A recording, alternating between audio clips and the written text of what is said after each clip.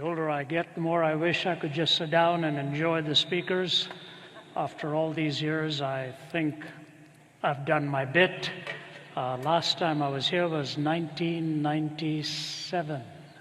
So that was, 21 years ago. I don't know if my hair was black at that time or what, but I certainly did have more to cover this scalp. An honor to be here. We were in Egypt and Jordan over the last 2 weeks. Just landed a couple of days ago after finishing meetings in Amman and in Cairo. It was a fascinating time to be in the Middle East in the light of all that is really going on out there. So landed a couple of days ago, gave my wife a hug and said hello to the family, packed the bags and arrived here. And just for the record, I'm very grateful for all the accolades that were given to me, but I've been to 70, not 700 countries. I'm sure you figured that out. It is important for us to keep this sure, because I can guarantee you tomorrow morning we'll get a call in the office, somebody saying, is Ravi telling everybody he's been to 700 countries? I've had people write and ask me if Ravi Zacharias is really my name, or did I make it up? When I retire someday, I'm going to read all the mail that we get, all the accolades and all the brickbats and everything hurled, and it'll balance out at the end. Some years ago, I was traveling on a flight, and I was just putting my bags down, about to sit down, and a man across on the other aisle called me by my name and waved one of my books at me, said he was planning to read it on the plane. I felt pretty good about it. About 30 minutes later, I got up to go to the restroom, and I looked in his direction, and he was sound asleep with a book sitting across his chest. So I consoled myself by the fact that at least it was a cure for insomnia. But there's nothing like raising you up and then flattening you immediately after. What an honor to be here, especially in the alma mater of my good friend Tim Tebow, who has left his tracks out here.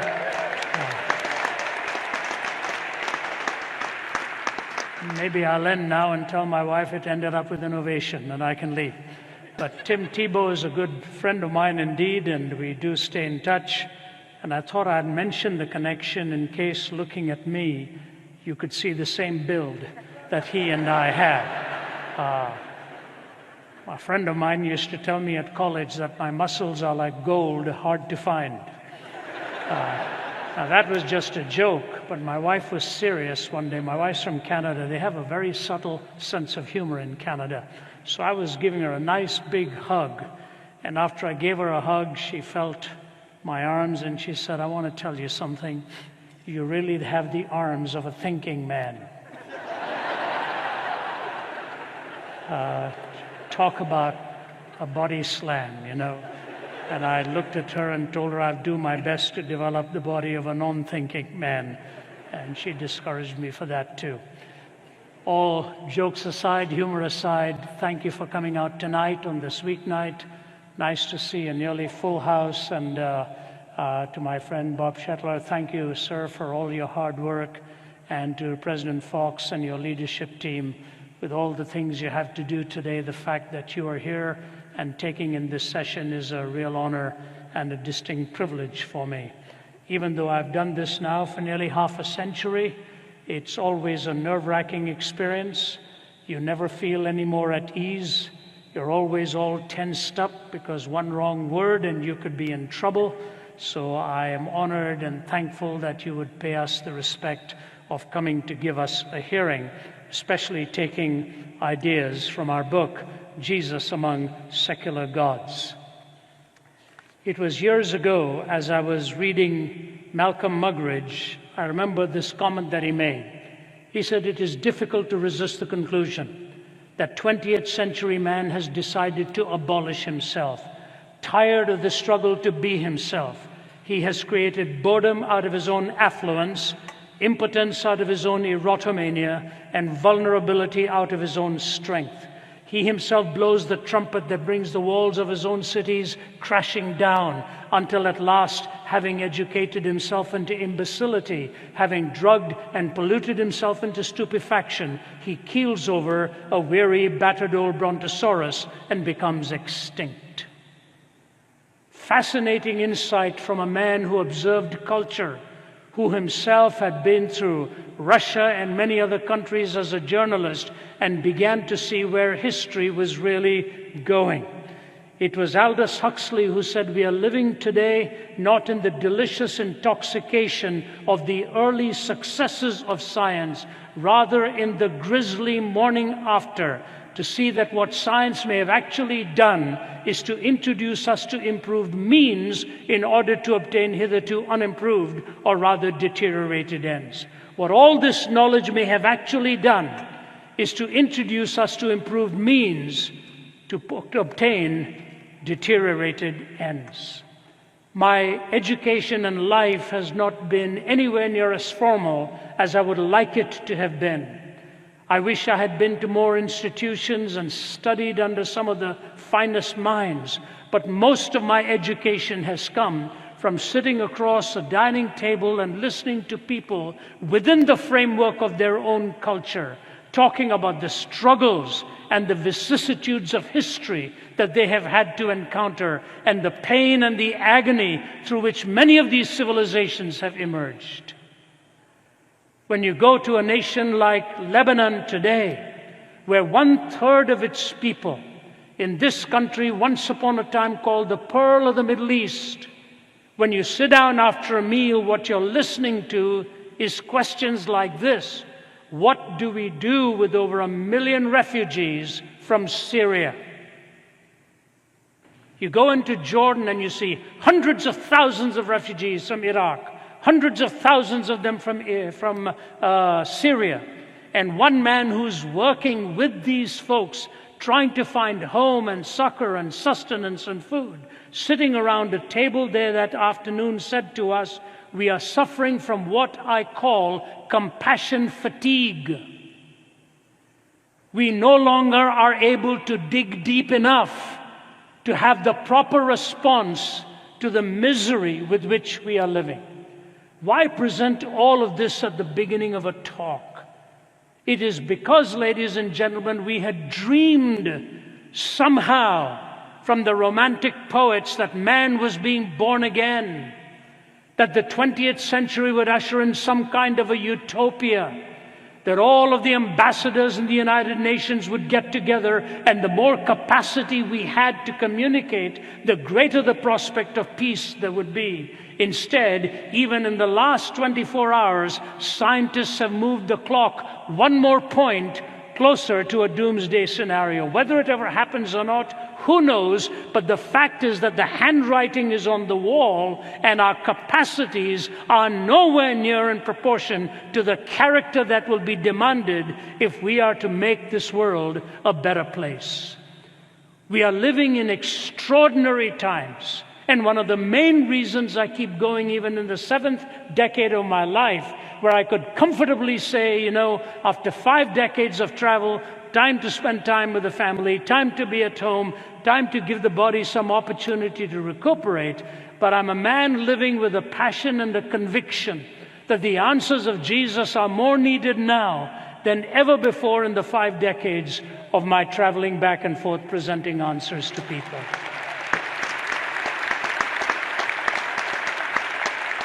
Just today I heard from a man in Egypt and one from Jordan. "Ravi, we miss you here. Please come back.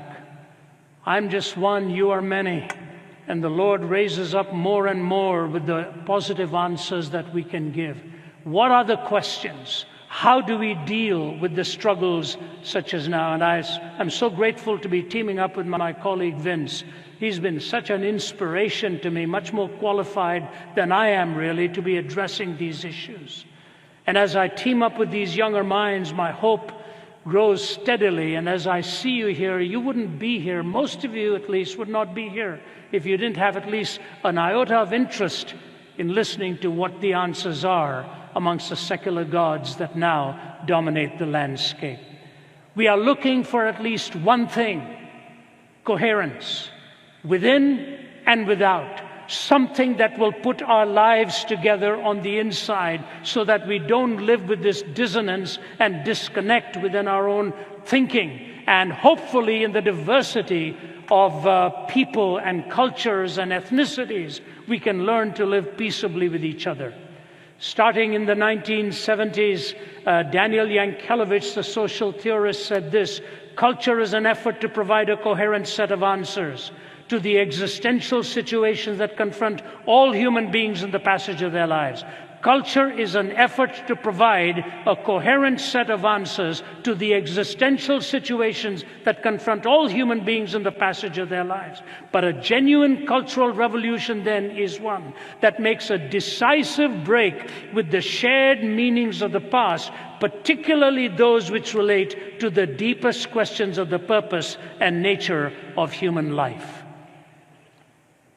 We are looking for shared meanings of the past. But a cultural revolution takes place when we break away from those shared meanings and somehow try to find some common ground, looking for coherence in the existential questions. But as we look at this horizontally, what has happened vertically has dramatic ramifications. Somebody wrote this: first, dentistry was painless, then bicycles were chainless, and carriages were horseless, and many laws enforceless. Next, cookery was fireless, telegraphy was wireless, cigars were nicotineless, and coffee caffeineless. Soon oranges were seedless, the putting green was weedless, the college boy was hatless, the proper diet fatless. New motor roads are dustless, the latest steel is rustless, our tennis courts are swordless, our new religion godless.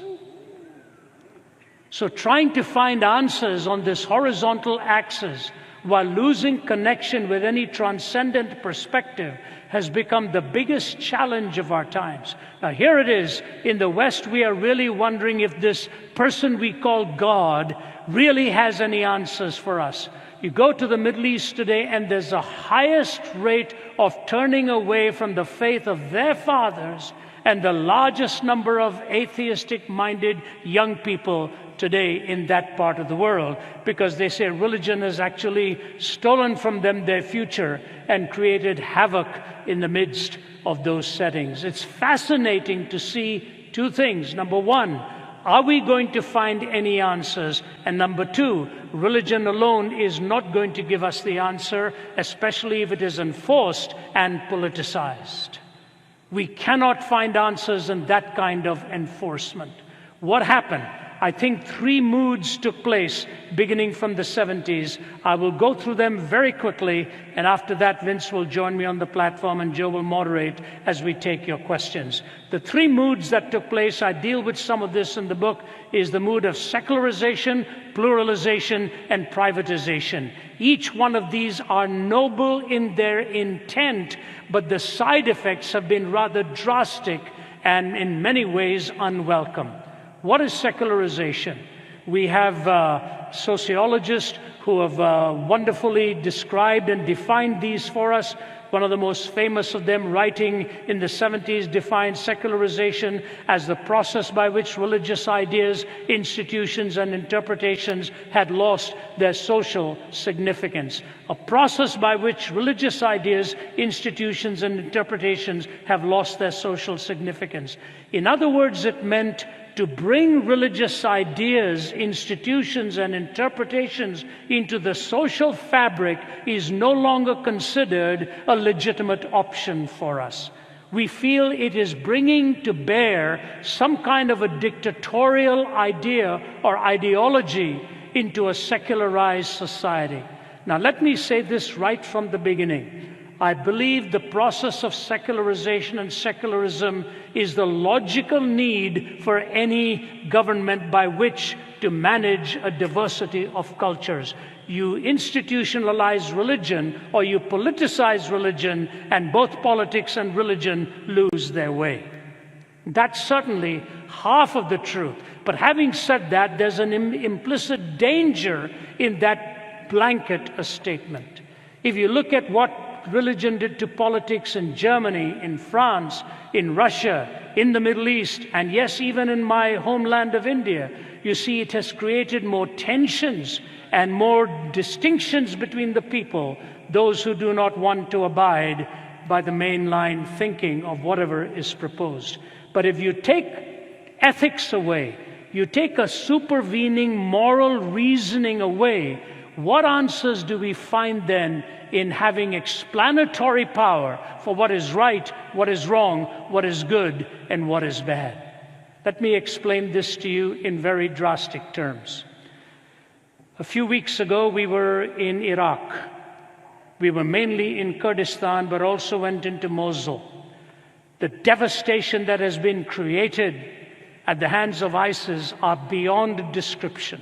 Houses shattered, thousands murdered, subdivisions looking vacant, glass littering every home, and lives completely broken.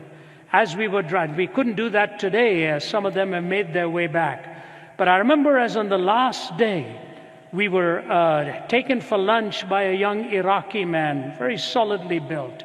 He took 3 of us out for lunch, and we were enjoying the shawarma sandwiches across there, that table, and he told us his story. He said, "Here's my story." He said, "I was a killer. I was a brutal killer. One of my brothers was murdered by the enemy ranks, and I had decided I was going to level the score one at a time. And so I was taking the lives of people, and I went into one room with a gun, shot a man dead in cold blood, put a bullet into his head as he was lying in his bed there to avenge the killing of my brother.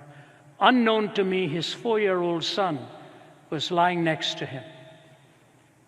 And the son is shaken awake at the sound of this gunfire and blood spilling out all over him from his father's head. And this little boy sits up and looks at this man, the killer, and says to him, 'Where's my dad? What's happened to my father?' And he said, 'I just looked at him and he was holding my hand. What's happened to my father?' I pushed that hand away and looked down at him and said, 'Your dad's in paradise. He's in heaven.' And walked away. And he said, 'I left that room and sat amidst the pile of garbage cans, sobbing my heart out, crying uncontrollably and thinking to myself, what am I doing with my life? What am I doing to humanity?' It's a tragic story, but let me ask you this. What would be possibly worse than that feeling? To go out and have another meal somewhere and celebrate another killing and not have any twinge of guilt or regret or remorse. So here's my question to you. What is the ontic referent? What is the objective reality that we can point to that legitimizes the sacredness of life? Every life. What is that same reality that ought to work within your conscience and mine when we have done something so wrong that we are willing to sit in a garbage heap and weep and say, what am I doing to myself? What am I doing to humanity? You see, guilt is a legitimate thrust of the conscience when something is awry, when something is broken, when something is not right. What has secularization got to give to us as an ontic referent by which all of humanity can be bound? I can think of only one way and two ideas. When Jesus was asked to give the greatest commandment, he could have stopped at one. Moses gave 613. David reduced it to 15. Isaiah reduced it to 11. Micah reduced it to 3, to do justice and love mercy and walk humbly before your God. That was good. Jesus didn't reduce it to 1. He could have very easily stopped out of the first and said to love the Lord your God with all your heart and all your mind and all your soul and all your strength. But he went on to say, and to love your neighbor as yourself. On these two commandments hang all of the laws and all of the prophets. Do you realize on those two commandments, 613 laws were hanging? That the vertical and the horizontal are inextricably bound. I have no right to violate your life. I have no right to draw your blood. Jesus paid you the greatest compliment when he said you were created in God's image, and that means a moral reasoning capacity and the right to self-determination. No other worldview will give you this. And so secularization leads you to a point of not finding that ontic referent for why you are intrinsically valuable, or finding the imperative why I am commanded to love you, even if I disagree with you. You know, so many things happen in our lives about which I'm not allowed to say anything, because we meet under circumstances that are very precarious sometimes, very precarious. But my mind goes back to just one conversation in one country, and I'll keep it minimal. We were sitting across the table from a man whose ideology has wreaked havoc in this world. And two of my colleagues are sitting next to me talking. And his biggest challenge was this: he could not differentiate between a person and his or her belief. They were so interwoven, he said, that violence was the logical outcome. If you disagree with a person's idea, you are free to do away with them.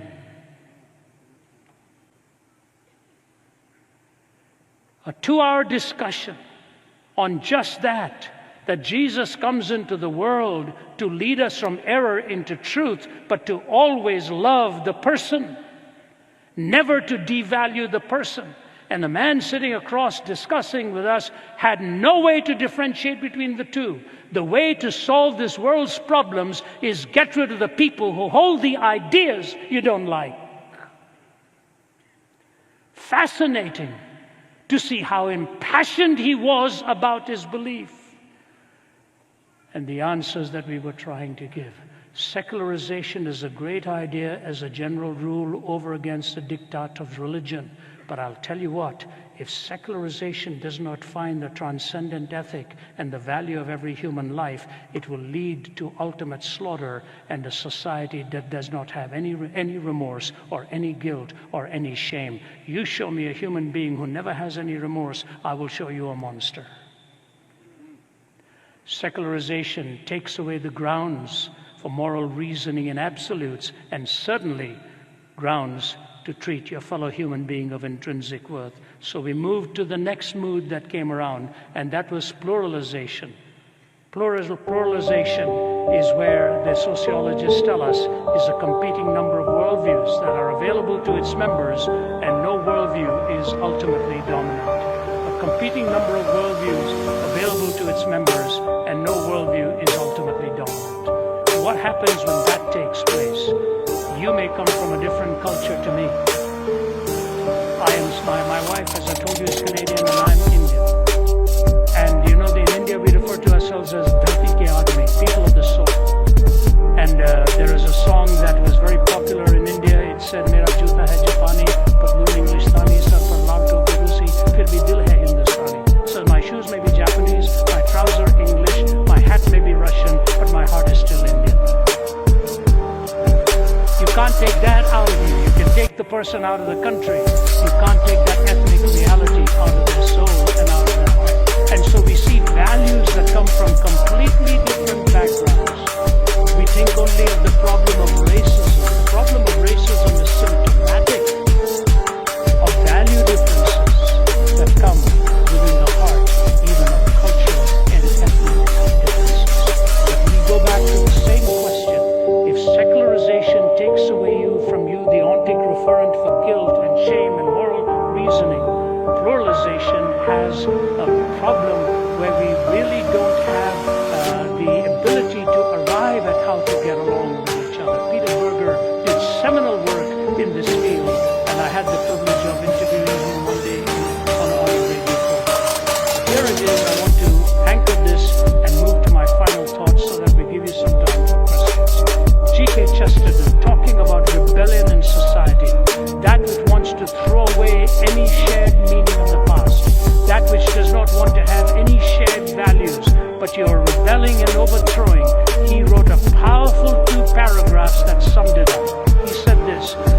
rebel is a skeptic and will not entirely trust anything. He has no loyalty, therefore he can never be a true revolutionist. And the fact that he doubts everything gets in his way when he wants to denounce anything.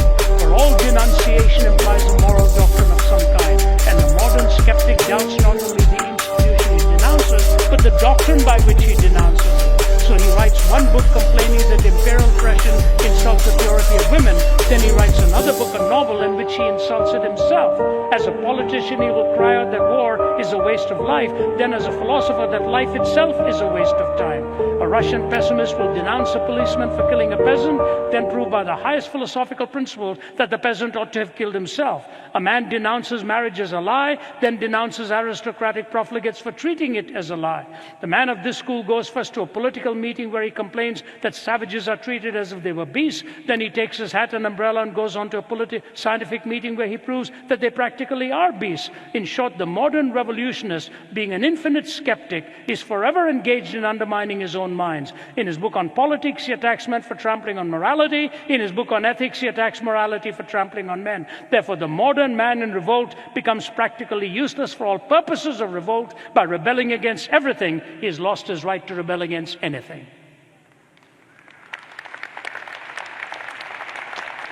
The confusion that comes, and that's what's really happened in Hollywood today, hasn't it? They have a right to complain of the exploitation of people for the sake of progress in society, but often the entertainment world itself exploits people and comes into your life and mine through the back door of the imagination rather than the front door of reason. A pluralized culture is a privileged culture, but a pluralized culture that lives in tension within itself without finding the answers again for moral reasoning is truly a very dangerous culture. And so we end up living with systemic and systematic contradiction. Notice these moods, as Peter Berker would say, are good things. Secularization, pluralization. But secularization can lead to no shame when there's no transcendent ethic. Pluralization moves into tension points where we try to learn how to even get along with each other, and we find out it is nowhere near as easy. It is not so much a question of race as it is a question of values.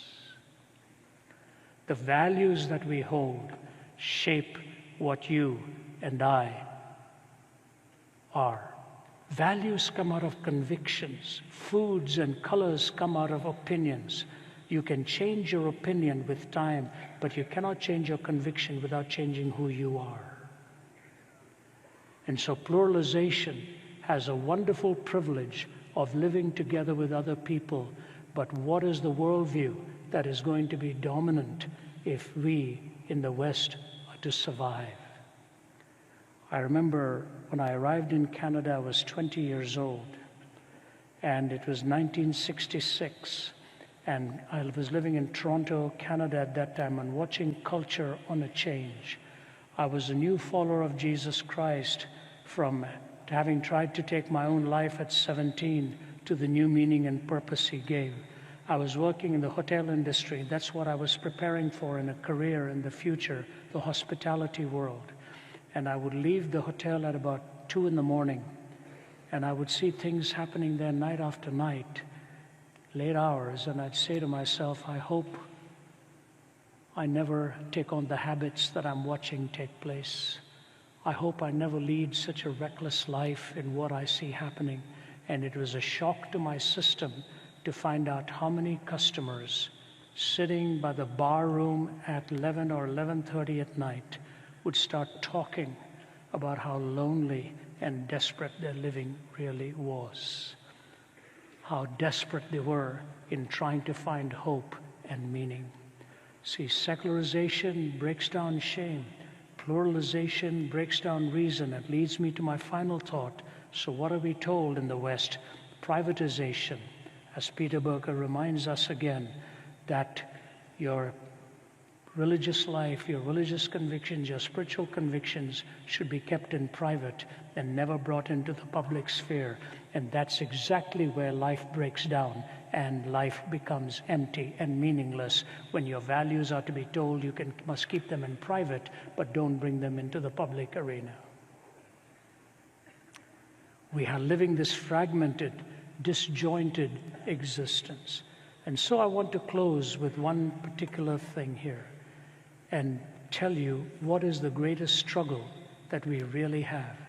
The greatest struggle we have in life, if I understand you as a typical university student, and that I have, is in the search for meaning. Where are we going to find meaning in life? We have to start off by giving a definition. Who are we? Viktor Frankl says this in one of his books: if we present man with a concept of man which is not true, we may well corrupt him when we present him as an automaton of reflexes, as a mind machine, as a bundle of instincts, as a pawn of drives and reactions, as a mere product of heredity and environment. We feed the nihilism to which modern man is prone.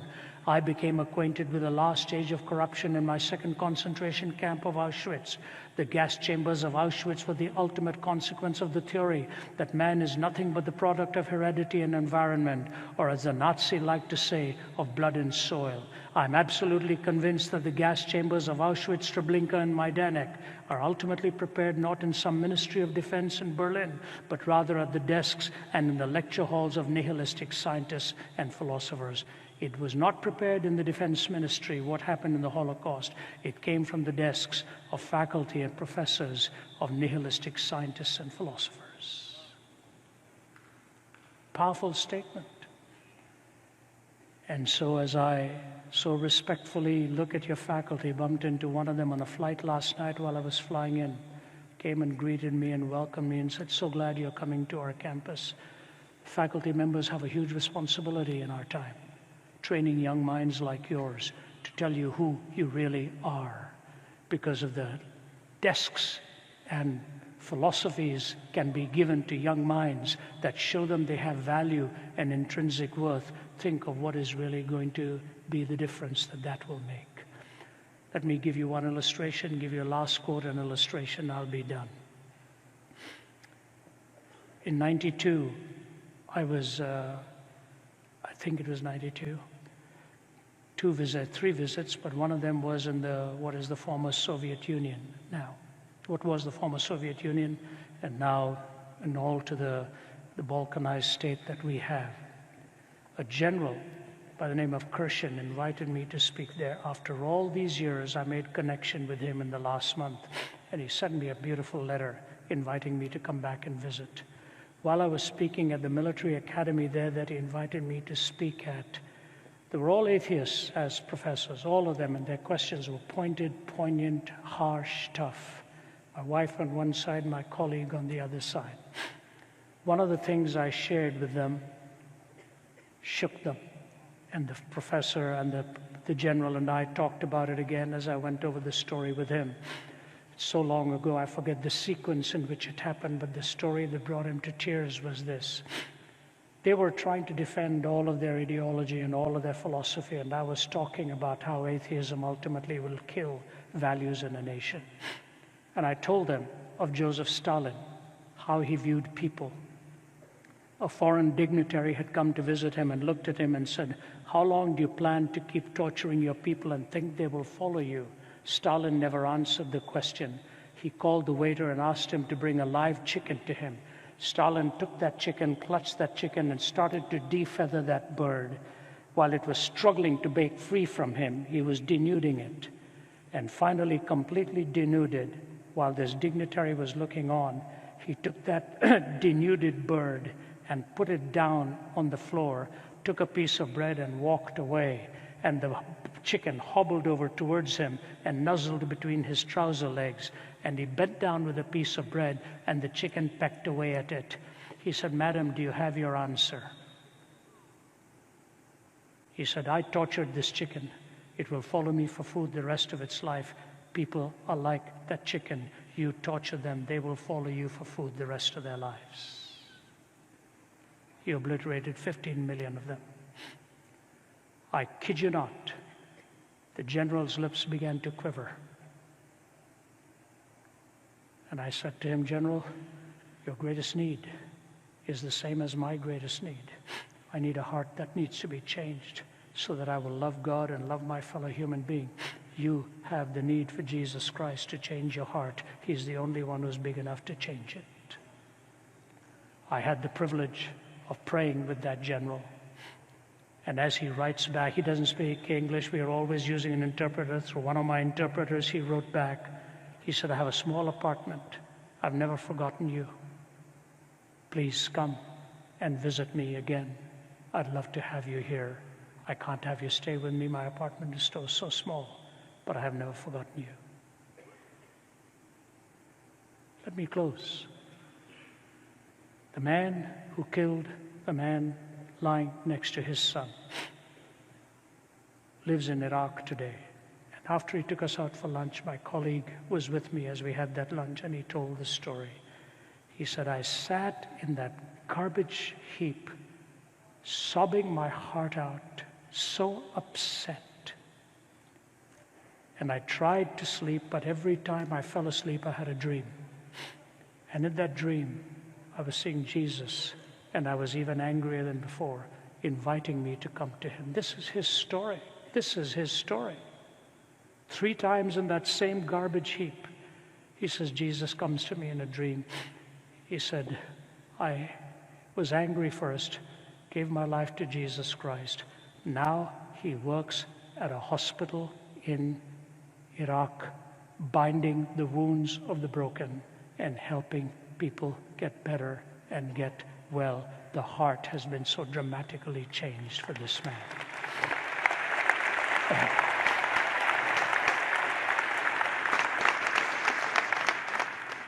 Moving from an ordinary killer to a philosopher like Anthony Flew.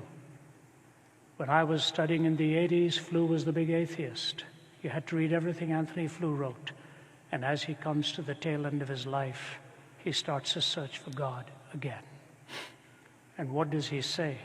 2 things. 2 things. The moral reasoning we need was not explainable in his naturalistic framework, number 1. Number 2, he said, if Jesus really rose again from the dead, if I could be convinced of that, that would be the point of reference to transform my own thinking. And he referred to N.T. Wright's book in The Resurrection. He said, C.S. Lewis, with his moral argument, and N.T. Wright writing on the resurrection, are the 2 arguments I'm so struggling with and trying desperately to come to terms with. Ladies and gentlemen, that is your struggle and mine too. How do we separate good from evil? How do we know whether we live beyond these 70 years and 10? Those 2 are the hinges. May I close with a poem written by Francis Thompson, who was a drug addict and ran most of his life from God. And he was at Charing Cross buying his drugs, and by the River Thames, where he would lie by the river at night, he'd run away from home. He'd wrap his dirty raincoat by the River Thames and sleep at night. In the day, he would go and sell shoelaces and pencils till he could make some money to buy his drugs. He began to read the Bible and was reading about Jacob. And then he wrote this, O world invisible, we view thee. O world intangible, we touch thee. O world unknowable, we know thee. Inapprehensible, we clutch thee. Does a fish soar to find the ocean, an eagle plunge to find the air? Do we ask of the stars in motion if they have rumor of thee there? Not whether wheeling systems darken or our benumbed conceiving soars, the drift of pinions would we hearken, beats on our own clay-shuttered doors. The angels keep their ancient places, touch but a stone and start a wing. 'Tis ye, 'tis your estranged faces that amiss the many splendored thing. But when so sad thou canst not sadder, crying upon thy so sore loss, shall shine the traffic of Jacob's ladder, pitched between heaven and Charing Cross. Yea, in the night, my soul, my daughter, cry clutching heaven by the hems, lo, Christ walking on the water, not of Gennesaret, but Thames. He walks in Charing Cross, and he walks by the River Thames. He's here in this auditorium at the University of Florida tonight. May you hear his voice and him calling to you, saying, this is the way, walk ye in it. God bless you. Thank you.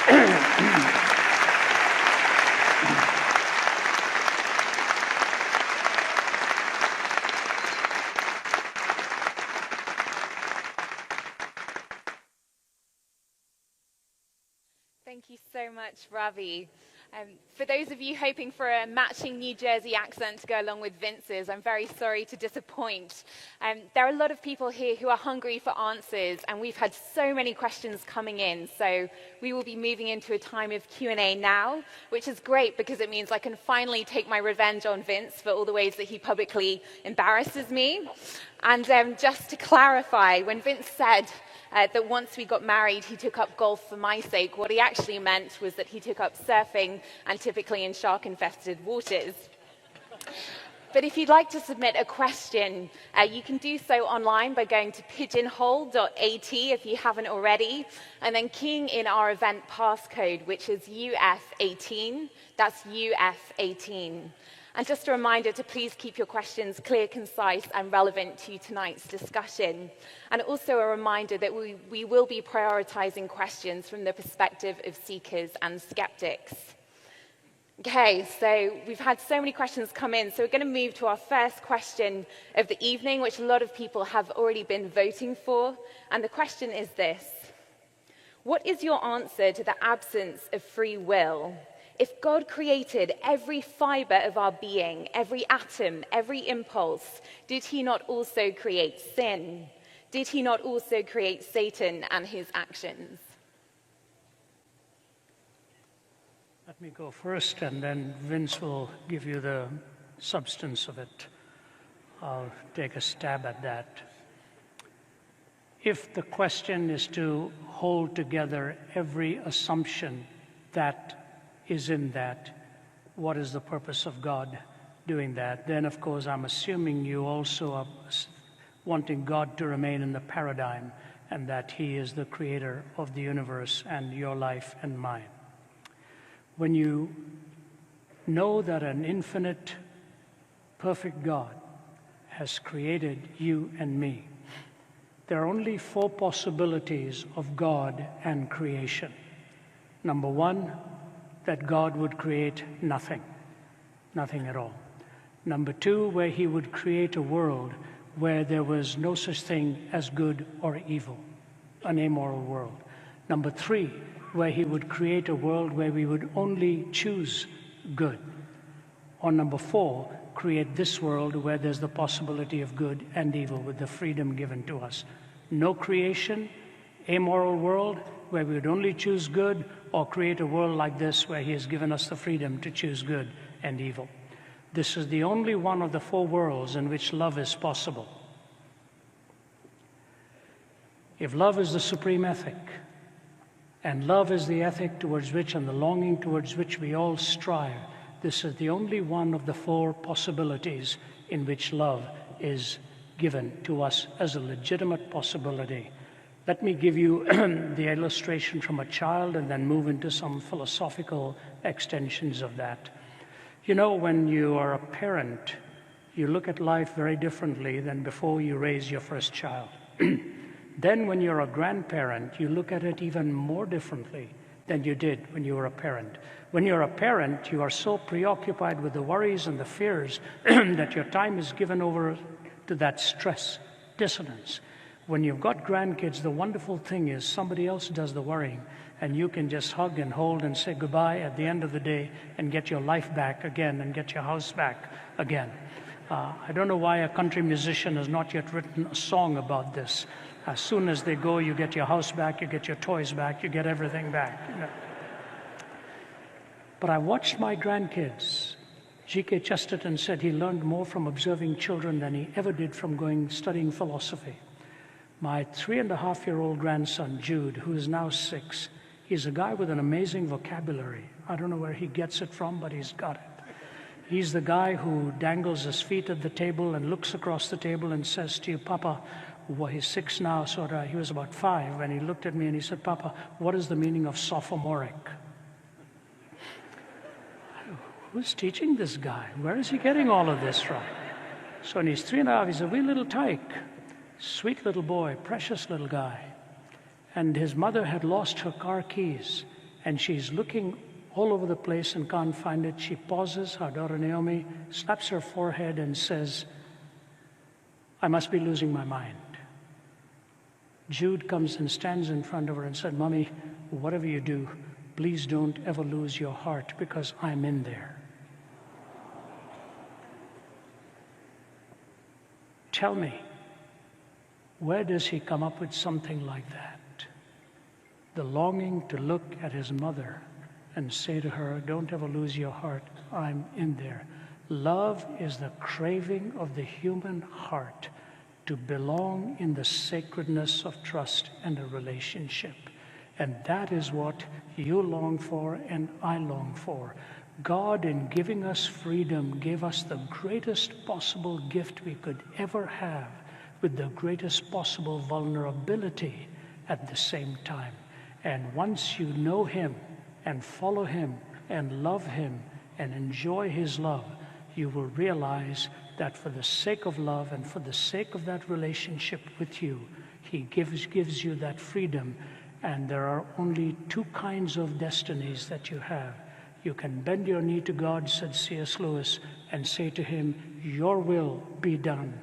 Or you refuse to bend that knee to him, and he says to you, "Your will be done."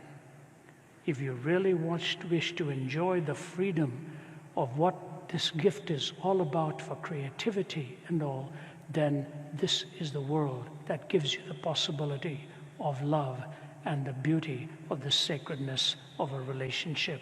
The more you get to know him, the less you ask the other question, because you know in his wisdom he has an explanation that in time and in eternity will be ultimately revealed. Let me give you one illustration and turn it over to Vince.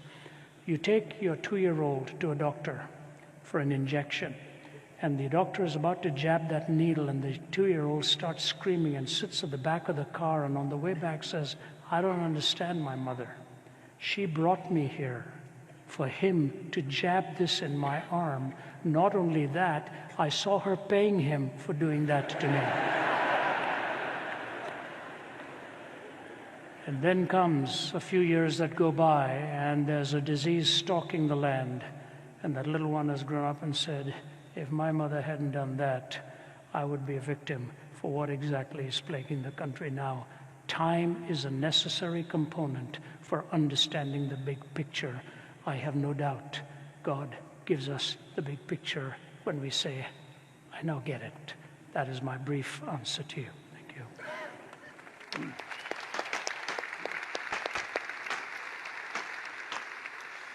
Well, one way to understand this challenge is that God is all good and God only creates good things. So how is it that putting good things together, if that's all that God creates, could wind up with sin and evil? Let me just quickly give you a more trivial example, but one that I find helpful in understanding this, and then a more serious illustration from my life. The example that I find helpful is going to a buffet. Anyone like going to a buffet? I really like going to a buffet, but I am not a good buffet eater, because I go to the buffet and everything individually looks great. And I'm not able to process the fact that some of these things don't go well together. And so I put all of them on my plate, and it doesn't go well then or for the rest of the night. That's how I think about this. God only creates good things, right? He creates the power for me to move my arm. He creates the power for me to have free will. They're both good things. I can use my arm to help someone up. But if I put those two things together in the wrong way, then it's not a good thing. And the more serious illustration in my life that makes me reflect deeper on this is of someone who, as a child, I can remember as a teenager, I wasn't very kind to him and he wasn't very kind to me. And I used those powers that God gave me to push him down rather than to help him up. And I remember taking every opportunity I could to put this guy down. And then I learned a number of years ago that he had taken his life. And at one point the Bible says, "For the wages of sin is death." And I had read that verse hundreds of times, and it never really hit me until then. And I had to start asking questions like, would he have taken his life had I been kind to him, had I used those very same powers of the movement of my arm and of the free will not to push him down, but to help him up? And I didn't know the answer to those questions. Sometimes I think we're too quick to look up and blame God for the evil in the world, and we're too slow to look to ourselves and turn that question around and ask, what is our part in that? G.K. Chesterton was once asked to write into a newspaper with an answer to the question, what's wrong with the world? And he wrote a very short letter. He wrote, "Dear sirs, I am sincerely yours, G.K. Chesterton." And so sometimes I think we're too quick to look up and blame God, ironically the same God who, when he was hanging down a cross, looked at the ones who were producing evil in his life, and the instinctive words of his heart were, "Father, forgive them."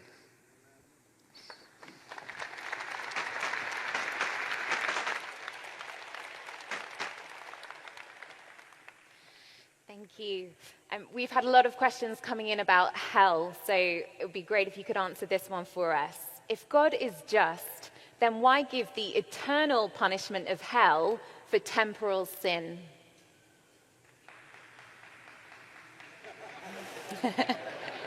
Thank you. Glad we could do your question. Thank you for that question.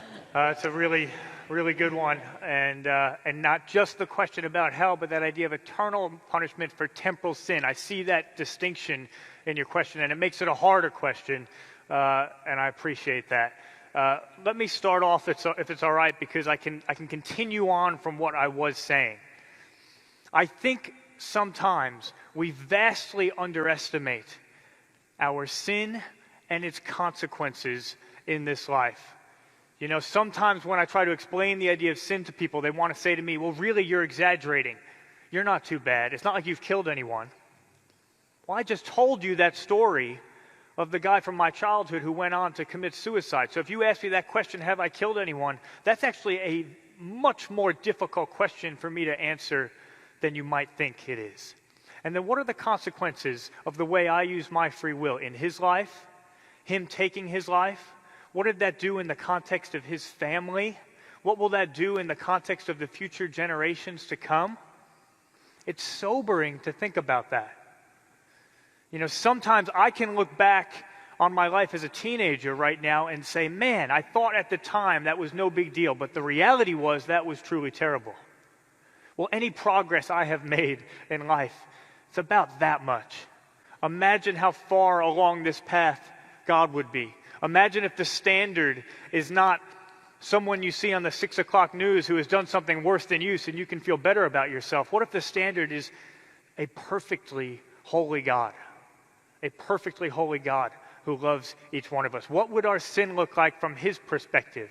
And the multiplying and the exponential effects of that sin. Maybe Jesus gives us an idea in some of his statements that lust would look like adultery, that unjust anger would look like murder. So temporal sin, eternal punishment, when I think about the reality of my sin, I don't see the gap the way you might initially presume that it is there. But now let's talk just briefly about this idea of hell itself. How are we to understand this idea? I think one of the best ways to understand it is in a relational framework. Jesus invites us into relationship with himself. A relationship can only be entered into if both people say yes to that relationship. If we are not willing to say yes to that relationship, then there's nothing that Jesus can do on his side. Sometimes people say, why is Jesus the only way to heaven? And I answer, well, because Jesus is heaven. That's what heaven is. Why is Jesus the only way to eternal life? Well, because Jesus is eternal life. Flourishing relationship with the God who created you and desires to be in friendship and relationship with you more than anything. That's what eternal life is. It's not just some theme park that we get a ticket to and then we can go or decide not to go. It is the relationship itself. And that's why someone like Christopher Hitchens said, heaven would be hell for me. Why? Because he doesn't want to be with God. Because he said that explicitly at one point in his life. People like Friedrich Nietzsche, Jean-Paul Sartre, Thomas Nagel, the philosopher, they say, I don't want to be with God. It would be an invasion of my privacy. It would take away my autonomy. That's not attractive to me. Well, if that's not attractive to you, then God is not going to force you to be with him. And being apart from him in the context of eternity, that's what we call hell.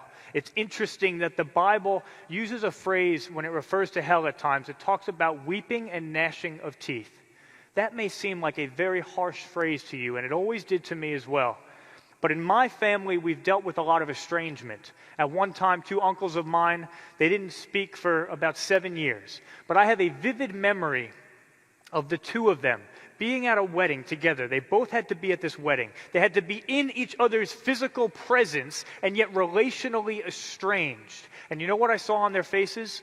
Literally weeping and gnashing of teeth. That is the natural reaction to being in the presence of someone who you know full well you're supposed to be family with, the person who is supposed to love you most, the person you were intended to be in the deepest friendship with, and knowing that there's nothing other than your own stubbornness that keeps you from being together with them. That all it would have taken on either side, just one of my uncles, to say, "I'm sorry, will you forgive me?"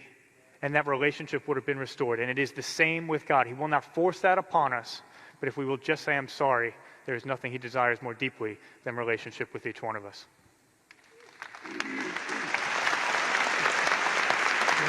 Well done.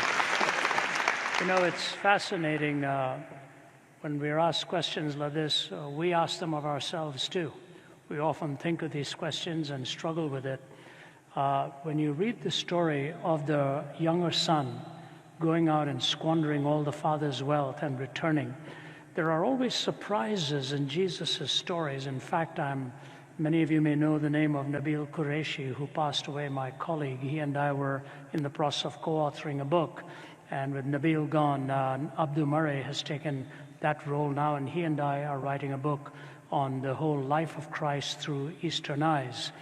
When you listen to the stories of Jesus, there are surprises in them that are both explicit and extended. You don't expect that story to end that way. The younger boy coming home, I come from the East. If I'd taken my portion of the wealth, my dad didn't have much, but if I'd taken it and gone and squandered it and then returned, I know what my dad would have done.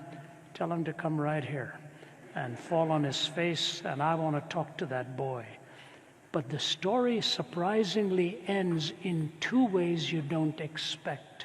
The first is that the father gathers his robes and he runs outside to welcome the son back.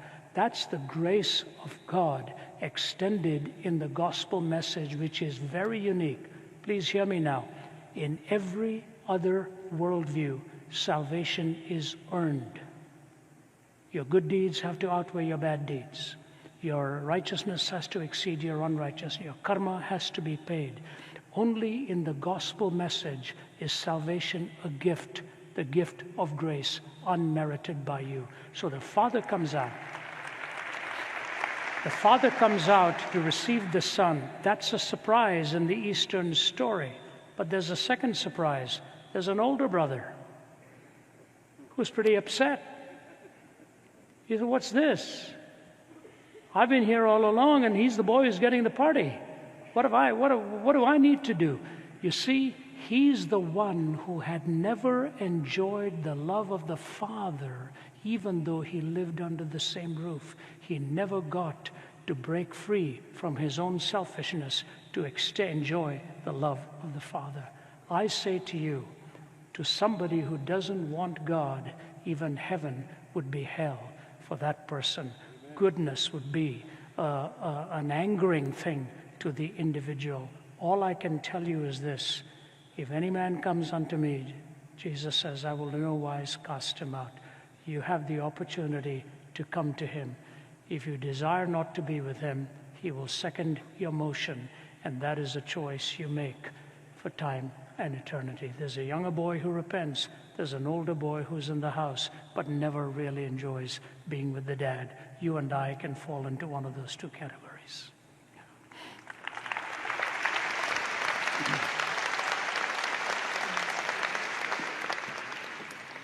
Next question. Is God okay with people being transgendered? Does the Bible say anything against it? See it up there? Is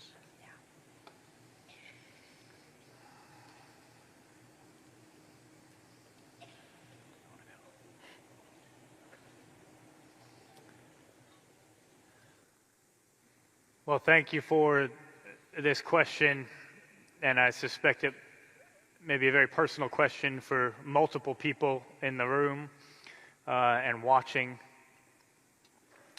And so I want to be sensitive in the way that I answer it and admit to you up front that I don't have a perfect response to this issue, which is becoming more and more prevalent and we're thinking about more and more.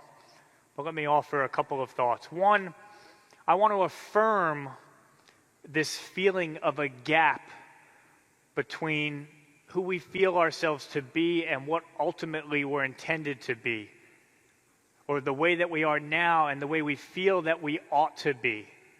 That gap there. The Bible affirms that gap. It says that we're living in a broken world. It says that the creation itself is groaning for restoration. So if you feel that gap in yourself between where you are and what you feel like you ought to be, the Bible affirms that experience, that feeling. The question is our gender something that is given to us or something that we need to create ourselves? Now, if we're working within an atheistic framework, then we have no choice but to try to create our identities ourselves in a variety of ways. I think that can be a great burden. I referenced Camus earlier. He spoke about this as picturing someone carrying, like Atlas, carrying the entire world on their back, that burden of having to create your own identity. If we're talking about this within a Christian framework, then we don't need to create our own identity. Our identity in various respects is given to us by God. And God created people, according to the Bible, male and female. Now, there may still be this gap between where we feel that we are and where we want to be. There may be a gap between what we are biologically and what we feel. God's love for us is holistic. Okay, He loves us as full beings, not just our emotions and our psychology and our feelings, not just our bodies. He loves both of them.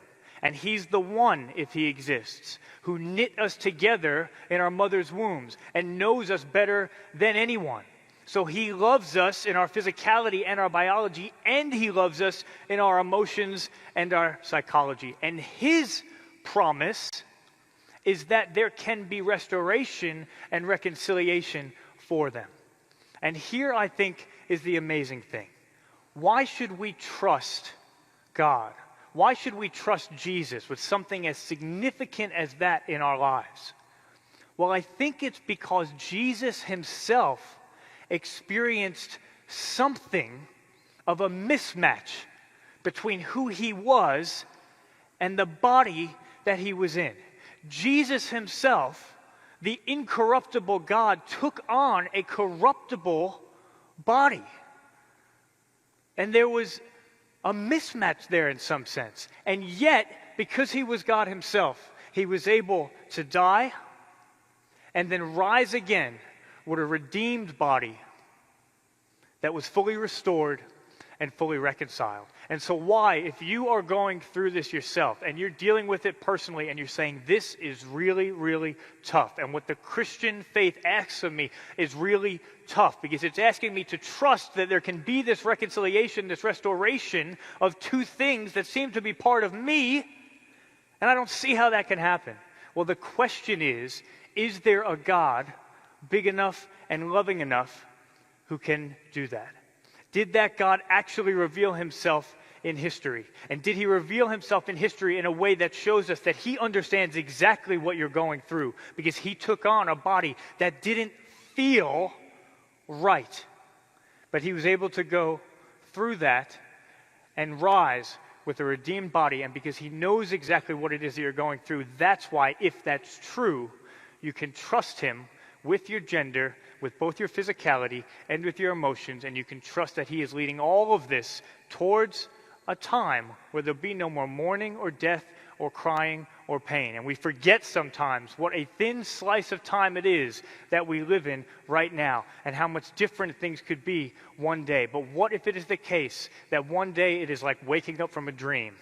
And that is how much more real and rich and substantive and true our lives will be then, and the wholeness we will experience then will be compared to what we experience now. I think that's a beautiful hope and promise that Jesus offers, and he offers it to anyone who's struggling with this issue.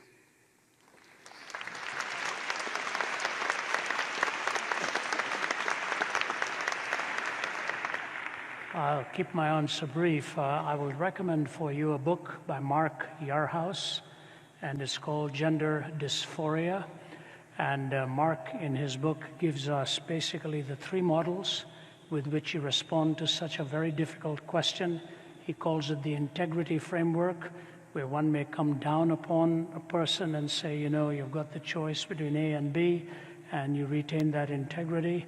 He goes to the second option, which is the disability framework, and he says those sociologists or others who may look at it as a disability type thing, and he says neither of these two are meeting the needs that people are really asking about. So he gives the diversity framework and talks about the options that we live in our culture today. You need to look at those three frameworks that Mark Yarhouse presents and see which of his arguments really are appropriate for you. So let me just give you a simpler answer on this subject on the footnote of what Vince has said.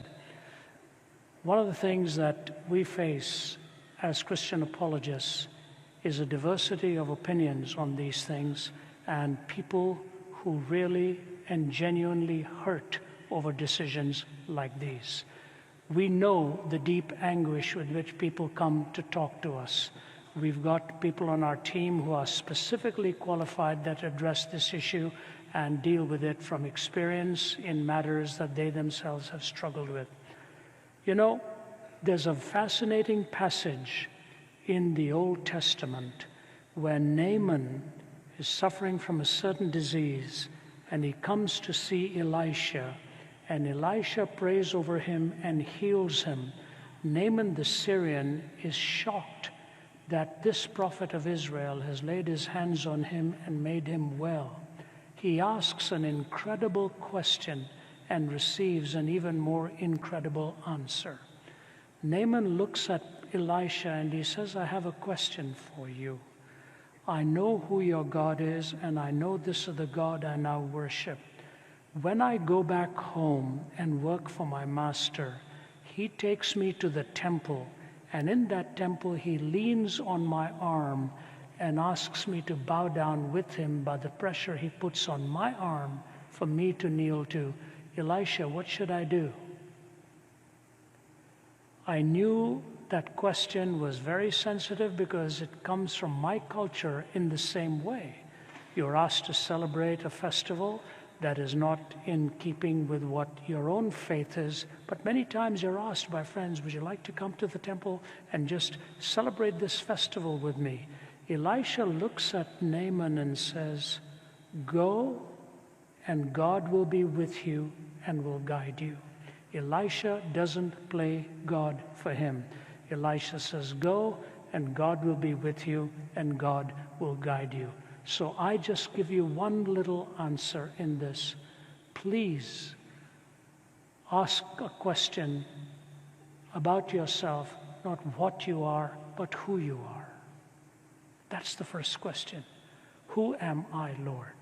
Not what am I, who am I?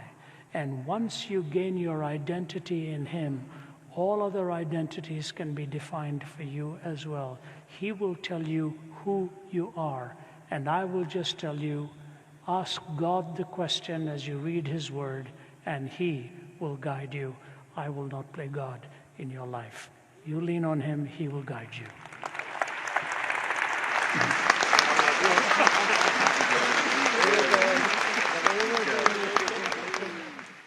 Well, There have been so many questions that have come in, but to be respectful of your time, this is going to be the last one this evening.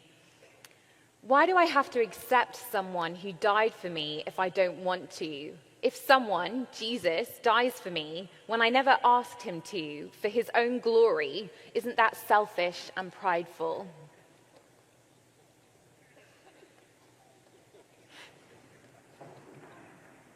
Think carefully. Who's the one who's wrestling with pride here?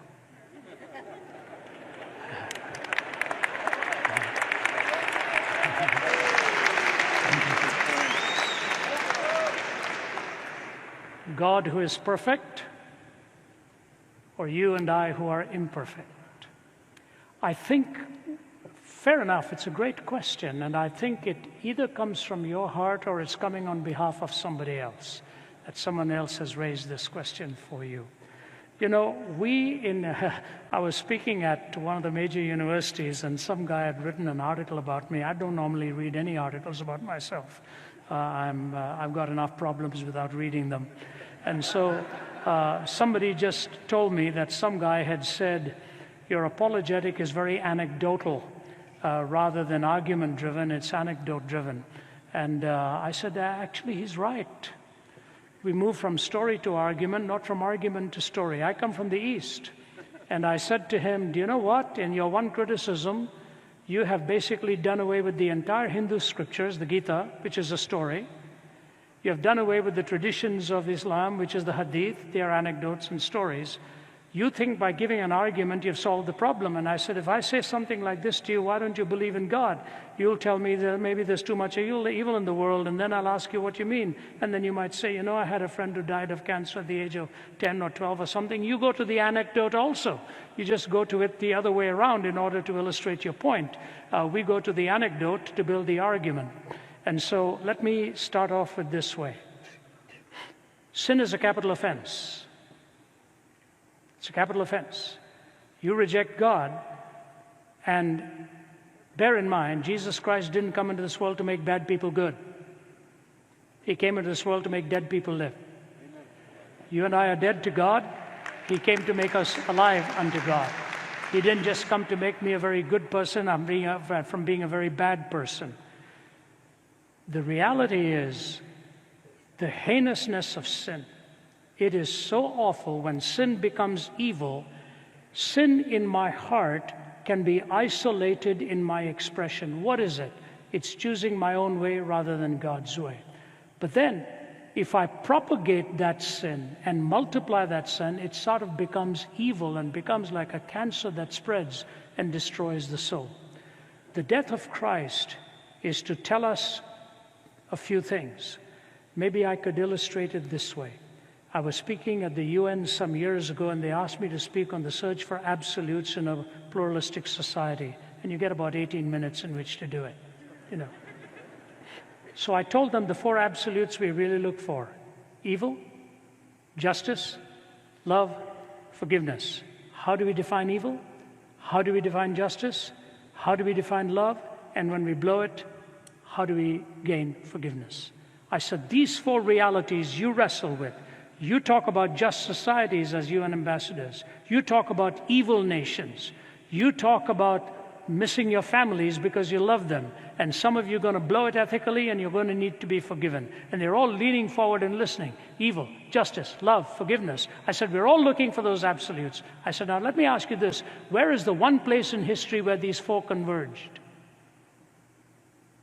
Evil, justice, love, and forgiveness.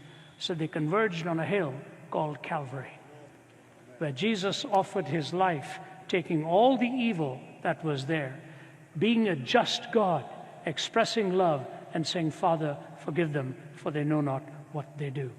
Some years ago, India was subject to a terrible terrorist attack in the city of Mumbai. 2 of the major hotels affected were the Oberoi Hotel and the most beautiful, both of them are beautiful hotels, the Taj Mahal Hotel. I've been there a few times to have a meal. They are lovely landmark hotels. And these boys broke in there and opened up their machine guns and just mowed people down. There are markers in the lobbies of both hotels for what happened that day. I happened to be there a few days after it happened, and I was in the Taj Mahal Hotel. That night I was watching the television news that was covering the story. The marks were still there. And an Indian-born English actor was being interviewed, and he told a remarkable story. Here's what he said. He said, I was in the Taj Mahal Hotel having dinner with my friends, and they were all mowed down. All of my friends were killed. The machine gun fire was going through our room. There were bloodied bodies. We were all piled up. He said, I dove over them, and I was right at the top. And I heard footsteps, and I knew it was this guy, the lead killer, who was walking towards us. I just closed my eyes and froze as best as I could. And he was right beside me. I knew his gun was trained on me.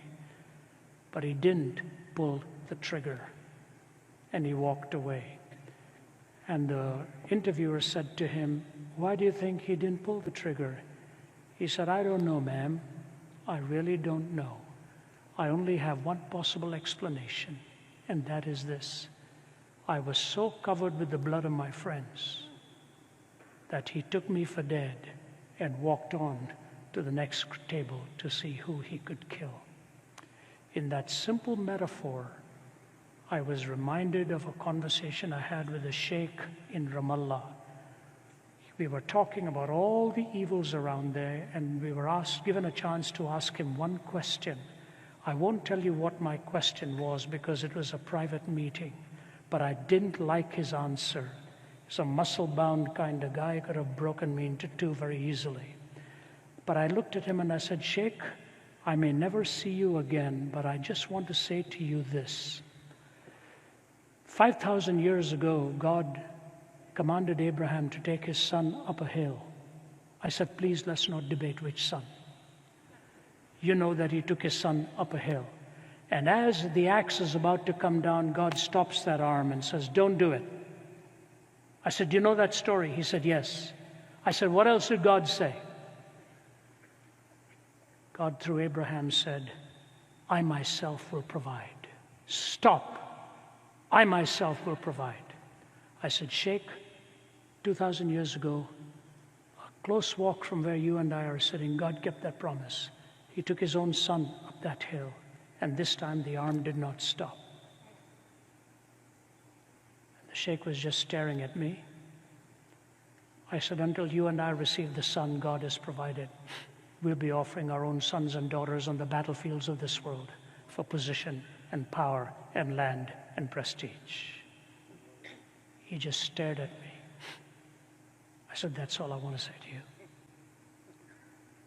The Archbishop who was with us said, I think it's time to go. So we left. And as we were walking down, the Archbishop was the guest of honor. This lead sheikh, who was a very vicious kind of guy in his history, served prison terms and all, took the Archbishop and ushered him into his car, and the others of us were going to our van. And I heard footsteps running behind me, and I looked over, and it was the sheikh coming after me. I said, that's it, I'm going to be buried in Ramallah. It's over, finished. He twirled me around. I have 2 titanium rods in my back holding me up. I figured my back was going to be in splinters that afternoon. He turned me around, and he gripped me like that, and he kissed me on both sides of my face. He said, Mr. Zacharias, you're a good man. I hope someday I will see you again. It's not what you think it is, that God having a nice, satisfying moment to take his son to the cross. He promised thousands of years ago that he was going to send you the greatest gift and pay the greatest price so that you and I may be drawn to him. If you look at it through the lens of his eyes of love rather than your own eyes of thinking this is some kind of child abuse or whatever it is, you will not fully come to the dissonance until you see him face to face. I would be willing to lay my life down for my children and my grandchildren. It would not be a pride thing to do.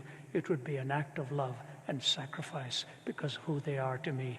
He paid the biggest price to draw you and me to him Read the Gospel of John 3 times in a row and ask him to speak to you and see if you come to the same conclusion that the question seems to intimate. I think you will have a different answer to it. That's what I want to say to you.